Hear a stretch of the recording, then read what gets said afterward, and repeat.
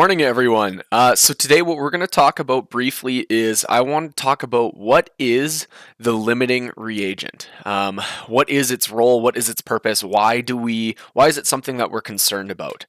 So where the limiting reagent becomes incredibly useful is where we get questions where we're given grams of both of the reactants, and then we're asked to convert into products. So an example of that would be something like 13 grams of sodium hydroxide and 14 grams of potassium chloride are mixed together to produce sodium chloride. How much sodium chloride is produced? So that would be kind of like the question where we'd want to say, okay, I need to figure out which of those two reactants is the limiting reagent. I would need to look at this question and say, I have 13 grams of sodium hydroxide and 14 grams of potassium chloride. One of those is going to restrict how much sodium chloride I can actually produce. I kind of like to use the example. I like to use the example here of a Big Mac. So here's a lovely picture of a Big Mac for you. A Big Mac is composed of a couple very simple ingredients. A Big Mac is composed of 3 buns. It's composed of, we'll call it 1 pickle, even though it's 1 layer of pickles. It's composed of 2 patties. And it's composed of 1 slice of cheese, 1 slice of cheese, and Big Mac sauce is the last one. But we won't include that one. We won't focus on that one because it's not that important. And what we can say then is we could write this as though it was a reaction. We could say that what that'll make for us is 1 Big Mac. And so because we need every single one of these components to make 1 Big Mac, we can think about a bigger example. What if we tried to make 2 Big Macs? So what if on the table, what I gave you was I gave you 6 buns.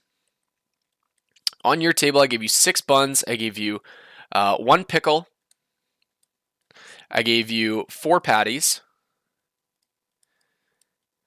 And I gave you 2 slices of cheese. The question I would ask for you is how many proper and fully complete Big Macs could you make? You would quickly look at this and say, okay, the 6 has been multiplied by 2, the 3 buns has been multiplied by 2, the 2 patties, that's been multiplied by 2 as well, the 1 slice of cheese, that's been multiplied by 2, but I still only have 1 pickle. So the amount of proper Big Macs that I can actually make is restricted to 1. Because I only have 1 pickle. If I were to make another Big Mac, it would not have pickles on it, and thus it would not be a proper Big Mac. So as such, we would then say that this is the limiting reagent. This is the limiting reagent. And sometimes people call it the limiting reactant. Limiting reagent, limiting reactant, those are kind of the same term that are used for to describe the same thing. Basically what that means is we don't have enough of that to make more of this final product. So in this case, we were treating the Big Mac as the final product. Because I'm restricted by the number of pickles that I have, I can only make 1 proper Big Mac. And then what I'd be left over with would be I'd have 3 random buns, 2 patties, and 1 random slice of cheese sitting around, unable to be used and unable to make a proper Big Mac because I didn't have enough pickles. Chemistry works the same way in that, let's say that let's go back to that first reaction where we had 13 grams of sodium hydroxide, 14 grams of potassium chloride. So let's say that we had 13 grams of sodium chloride. So sodium chloride and potassium, was it potassium hydroxide? Potassium chloride, sodium hydroxide. So I'm going to fix this. Potassium chloride. Potassium chloride and sodium hydroxide. Let's say I was mixing those two. I would know that this would be a double replacement reaction because both the sodium and the potassium are cations. They're positively charged ions. So those two would switch places. We'd end up with potassium hydroxide and we'd end up with sodium chloride.